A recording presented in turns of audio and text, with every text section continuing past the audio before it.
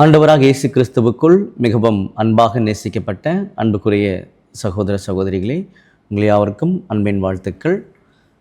விசேஷமாக ஜீவனும் ஜீவ உரிமைகளும் என்ற தலைப்பின் கீழாக மகத்துவமான மேன்மைகளை பார்த்துட்ருக்கிறோம். அந்த வகையில் இன்றைய நாளுக்குரிய ஒரு கேள்வி பதிலுக்குள்ளாக கடந்து போக போகிறோம். அதற்கு முன்பாக ஒரு சிறிய ஜெபம் பண்ணிடலாம். சர்வ வல்லமையும் மகா இரக்கமும் கிருபையும் நிறைந்த அன்பின் பரலோக பிதாவே, உமக்கே துதியும் சோஸ்திரமும் கனமும் மகிமையும் சதா காலங்களிலும் உண்டாயிருப்பதாக.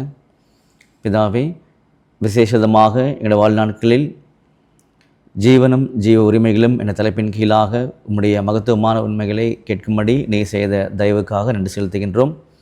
இந்த காரியங்களை நாங்கள் தெளிவுபட புரிந்து கொண்டு உம்முடைய நாமத்தை மகிமைப்படுத்த வேண்டுமாய் ஜபிக்கின்றோம். இவையாவும் எங்கள் மீட்பெரும் இரட்சகரும் குருவுமாகிய ஆண்டவராக இயேசு கிறிஸ்து நாமத்தினாலே கேட்கிறோம் நல்ல பிதாவே, ஆமேன்.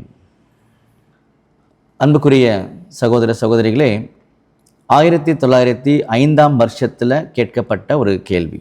கடந்த நாட்களில் ஒரு கேள்வி பார்த்தோம் இல்லையா, அதோடைய தொடர்புடைய ஒரு கேள்வி தான் இங்கே வந்திருக்குது. அதை நம்ம வாசிக்கலாம். கிறிஸ்து ஜீவன் அளிப்பவராகவும் தாயாக சபையும் இருக்குமானால் சீர்பிறந்தும் வகுப்பாராகிய பிள்ளைகள் எப்படி மனுஷ சுபாவத்தில் இருக்க முடியும்? அன்புக்குரிய சகோதர சகோதரிகளே, இந்த கேள்வியை நல்லா நிதானிச்சோம்னா எவ்வளோ ஒண்டர்ஃபுல் கேள்வின்றது டெக்னிக்கலாக காம்ப்ளிகேட்டட் கொஸ்டின் நமக்கு தெரிய ஆரம்பிக்கும். இப்போ திரும்ப நல்லா நிதானிக்கலாம் பாருங்கள். கிறிஸ்து ஜீவன் அளிப்பவராகவும் இங்கே இருக்கிறார். சபை இருக்கு இல்லையா, மைண்டில் வச்சுக்கோங்க. தாயாக சபையும் இருக்குமானால், இந்த இடத்துல கிறிஸ்து ஜீவன் அளிப்பவராகவும் தாயாக சபையும் இருக்குமானால் சீர்பொருந்தும் வகுப்பாராகிய பிள்ளைகள் எப்படி மனுஷ சுபாவத்தில் இருக்க முடியும் அப்படின்றது தான் கேள்வி. பதிலுக்குள்ளாக கடந்து போகலாம்.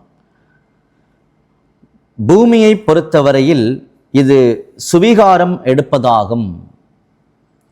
பூமியை பொறுத்தவரையில் இது சுவிகாரம் எடுப்பதாகும். அவர்கள் ஆதாமின் பிள்ளைகளாக இருந்தனர். ஆதாமின் வழியாக அவர்கள் இழந்ததற்கு பதிலாக கிறிஸ்து அவர்களுக்கு ஜீவனை அளிக்க விருப்பம் தெரிவித்திருக்கிறார். நாம் ஜெனிப்பிக்கப்பட்டிருக்கும் அர்த்தத்தில் அவர்கள் ஜெனிப்பிக்கப்பட்டிருக்கவில்லை. இந்த இடத்துல தான் பெரிய வித்தியாசங்கள் காமிக்கப்படுகின்றது. நாம் இப்போ ஜெனிப்பிக்கப்பட்டிருக்கக்கூடிய அர்த்தத்தில் அவர்கள் ஜெனிப்பிக்கப்பட்டிருக்கவில்லை. அவர்களுடைய வாக்கு தத்தம் ஆதாமினால் இழந்ததை திரும்ப பெறுதலை சார்ந்ததாகும். அப்போ உலகத்துக்கான வாக்கு தத்தமானது ஆதாமனுடைய, அதாவது ஆதாமினால் இழந்த ஒரு காரியம் இருக்கு இல்லையா, அதை சார்ந்து தான் அவங்களுடைய வாழ்க்கை அப்படின்றார். திரும்ப படிச்சிடுறேன். அவர்களுடைய வாக்கு தத்தம் ஆதாமினால் இழந்ததை திரும்ப பெறுதலை சார்ந்ததாகும்.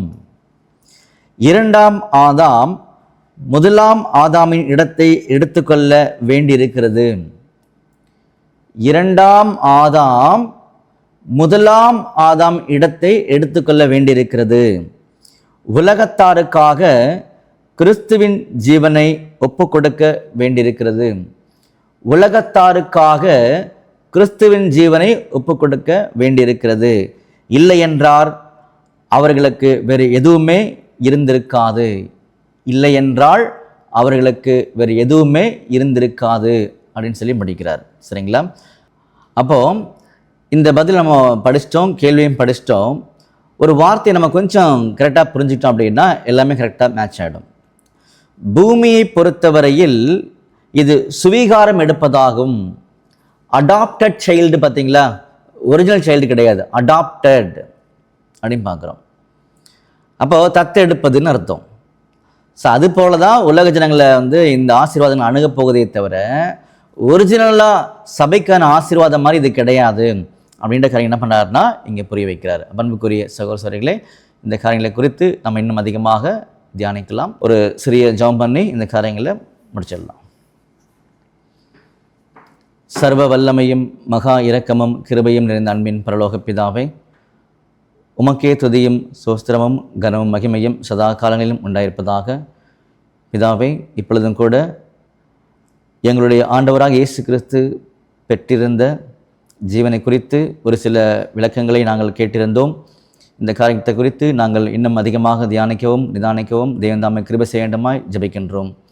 இவை யாவும் எங்கள் மீட்பெரும் இரட்சகரும் குருவுமாகிய ஆண்டவராக இயேசு கிறிஸ்து நாமத்தினாலே கேட்கிறோம் நல்ல பிதாவே, ஆமேன்.